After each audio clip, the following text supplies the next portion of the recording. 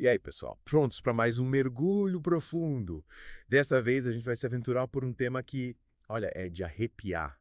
O colapso e o sucesso das sociedades ao longo da história. É fascinante, né? Tentar entender como civilizações poderosas desapareceram enquanto outras prosperaram por séculos. É como um quebra-cabeça gigante com peças espalhadas pelo tempo e espaço. E para montar esse quebra-cabeça, a gente vai usar como guia o livro Colapso, do Jared Diamond. Ah, Diamond, ele é tipo um Sherlock Holmes da história, né?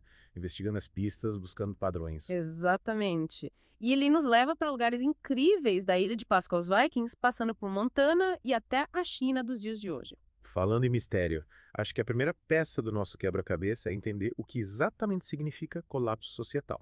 Boa. O Diamond define como uma mudança drástica para pior, claro, na população, na organização política, na economia, na complexidade de uma sociedade. Tipo, não é só uma troca de governo, é um terremoto histórico que afeta uma área enorme e dura muito tempo. É isso aí. E ele usa exemplos que a gente já ouviu falar, mas que agora ganham uma nova dimensão. Os maias, os Anasazi, a Ilha do Páscoa. Civilizações tão diferentes que acabaram enfrentando o mesmo destino. Meio assustador, né? É. Mas o que será que conecta todas essas histórias? O Diamond busca padrões, pistas que se repetem, e o foco principal é a relação das sociedades com o ambiente, onde as coisas deram errado, como os recursos foram usados. E logo no começo do livro, ele fala dos nórdicos da Groenlândia e faz um paralelo com os Estados Unidos de hoje. Essa comparação é de fazer a gente pensar, né? Total, os nórdicos chegaram na Groenlândia e no início tudo ia bem, Hum. mas aí A história deles tomou um rumo trágico. O Diamond mostra que até pequenas escolhas, como o estilo das casas, a comida, influenciaram o colapso. influenciaram. E é, E essas escolhas foram moldadas pelos valores culturais, pelas crenças. uau, tudo interligado. E a Groenlândia, né? Um ambiente, digamos, desafiador. Com certeza. Recursos limitados, clima instável. Os nórdicos enfrentaram invernos rigorosos, solos ruins. E ainda teve um período de esfriamento global na época. Nossa, que dureza. Mas será que eles estavam fadados ao fracasso desde o início? Aí que tá. O Diamond não acredita em determinismo. Não é porque o ambiente é difícil que o colapso é inevitável. Ele compara os nórdicos com os Inuit, que viviam na mesma Groenlândia e prosperaram. Exatamente. Os Inuits se adaptaram, criaram uma cultura rica, complexa em um dos lugares mais hostis do planeta. Uma lição de resiliência. E a gente vê como a cultura, o ambiente, até a biologia se misturam para criar história. Com certeza. Mas os desafios ambientais são só uma parte da história. As decisões que as pessoas tomam também pesam na balança. E é aí que entra a influência dos valores, das crenças, né? O Diamond bate muito nessa tecla. Ele usa um exemplo curioso: a introdução de coelhos e raposas na Austrália. Parece até piada, coelhos dominando um continente. Pois é, os colonos britânicos levaram os bichinhos para lá por pura nostalgia. É, num pedacinho da Europa. Mas essa vontade desequilibrou o ecossistema australiano. Uma lição sobre os perigos da falta de planejamento e da ignorância. É, às vezes o inferno tá cheio de boas intenções. E essa história me lembra a tragédia dos comuns, que o Diamond explora no livro. A tragédia dos comuns acontece quando a gente tem um recurso compartilhado, tipo uma floresta. Um rio, um pasto. Se cada um pensa só em si e usa o recurso sem limites, ele se esgota. E todo mundo sai perdendo. Yeah. É como se a gente estivesse num barco furado, cada um tentando tirar água para si. Sem perceber que o barco tá afundando para todo mundo. Mas a gente pode evitar essa tragédia, né? Sim.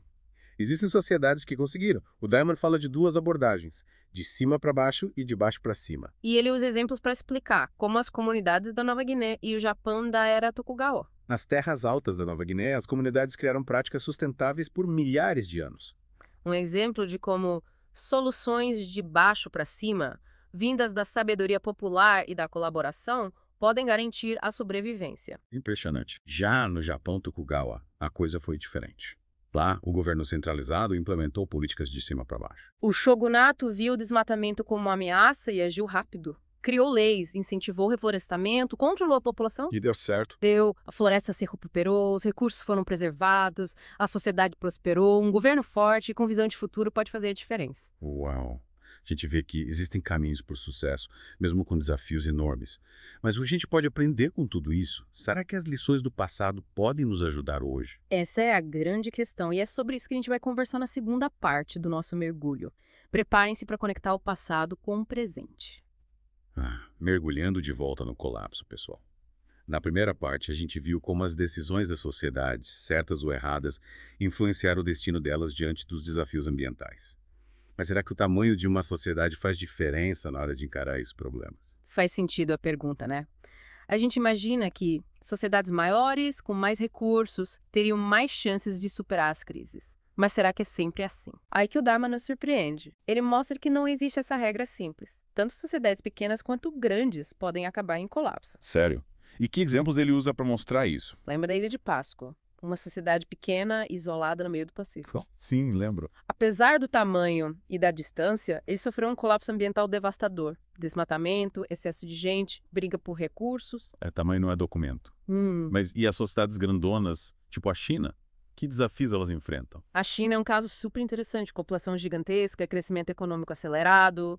Eles enfrentam um monte de problemas ambientais urgentes. Tipo, Poluição do ar, da água, desmatamento, degradação do solo, falta de recursos.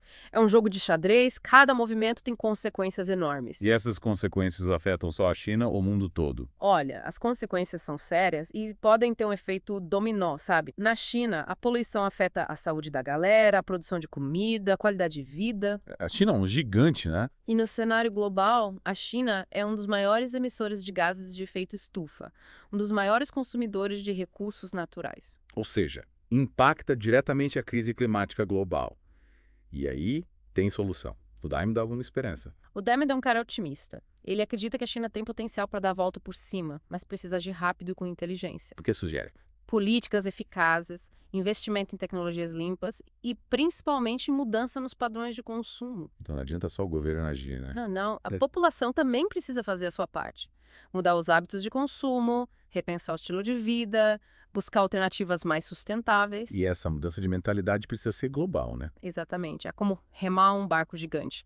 Todos precisam remar na mesma direção para chegar num lugar seguro. Mas, pensando nas lições do passado, você acha que tem exemplos de sociedades que lidaram com esses problemas com sucesso? Seria ótimo ter um exemplo para se inspirar, né? Tem sim. O Diamond fala de Tikopia, uma ilha minúscula no Pacífico Sul.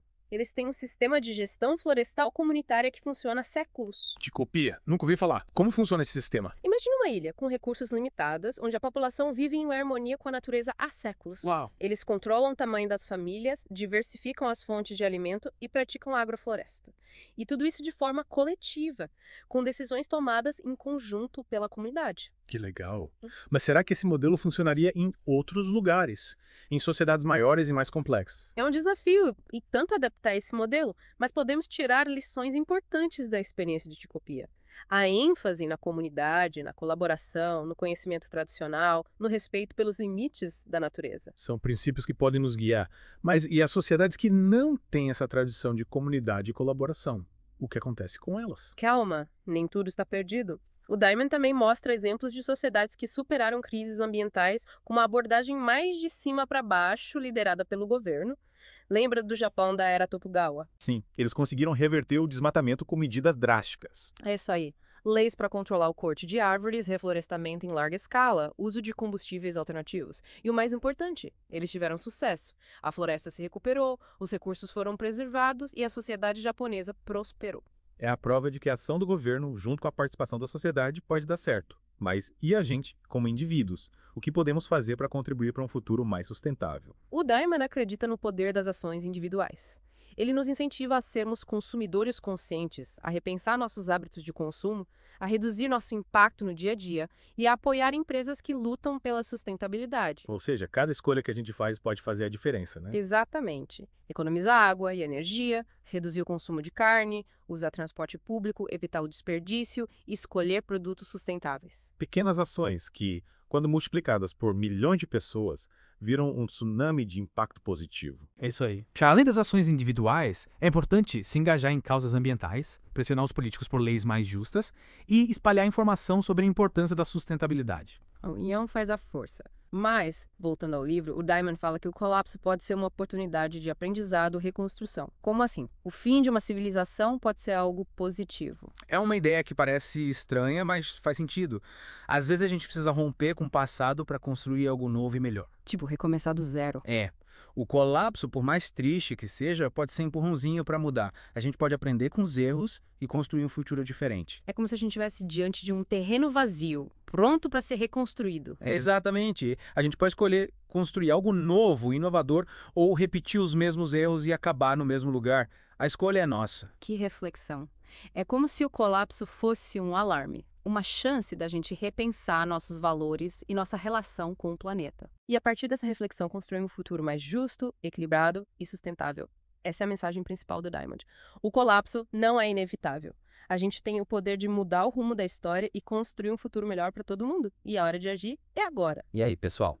De volta para a última parte do nosso mergulho no colapso. Já vimos as causas do colapso, exemplos de sucesso, de fracasso e até um fiozinho de esperança. Mas e agora? O que a gente faz com tudo isso? Qual a lição pra gente? Aqui e agora. É a pergunta de $1 milhão, né? E o Diamond se dedica a isso na última parte do livro, mostrar como o passado é relevante para o presente. Ele compara os desafios de antigamente com os de hoje, mostrando como a história pode ser um mapa pra gente. Mas ele não facilita, né?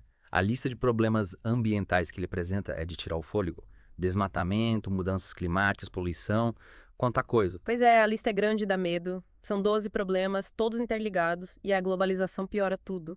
É como se a gente estivesse num barco cercado de tempestades. O Diamond fala, se a gente não agir logo, corre o risco de repetir os erros do passado. A história tá aí pra mostrar que não dá pra ignorar os sinais, né?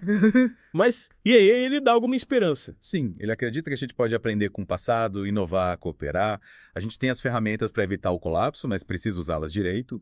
Ele mostra exemplos de sociedades que conseguiram superar as crises, provando que a mudança é possível. Ufa, que bom. Mas me fala desses exemplos, o que a gente pode aprender com eles? Olha, os holandeses são um exemplo incrível. Eles basicamente transformaram um país num polder, um território conquistado do mar.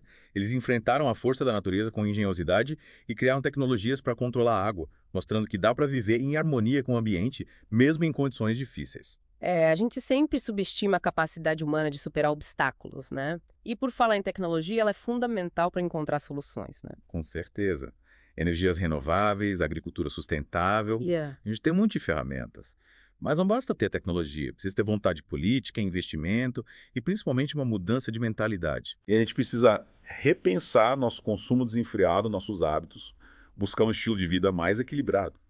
Mas o que a gente, como indivíduos, pode fazer? O Diamond dá um conselho prático.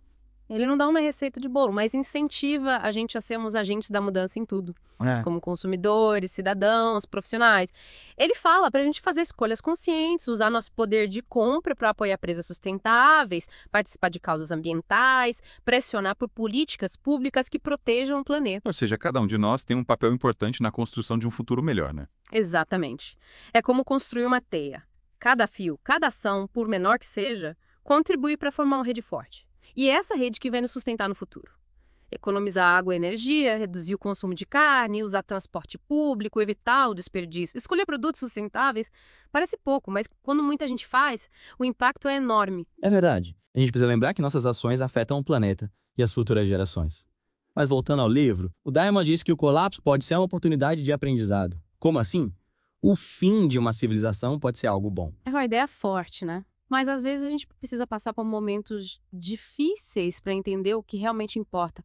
O colapso, por mais doloroso que seja, pode ser um sinal de alerta, um chamado para mudar. É a chance de repensar nossos valores, nossas prioridades, nossa relação com a natureza. E construir um futuro diferente, mais justo, mais sustentável. É como se o colapso abrisse um portal para um novo mundo cheio de possibilidades. É isso aí. O futuro não está definido, a gente escolhe o caminho com nossas decisões e ações. E a história mostra que a mudança é possível. A gente pode aprender com os erros do passado e criar um futuro melhor para todo mundo. Essa é a mensagem do Diamond.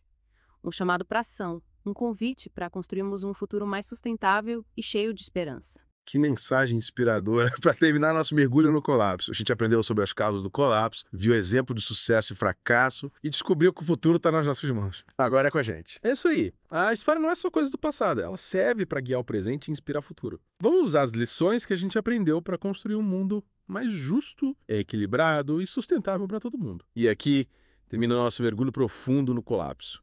Espero que vocês tenham curtido a viagem e se sintam inspirados a fazer diferença no mundo. Até a próxima, exploradores do conhecimento.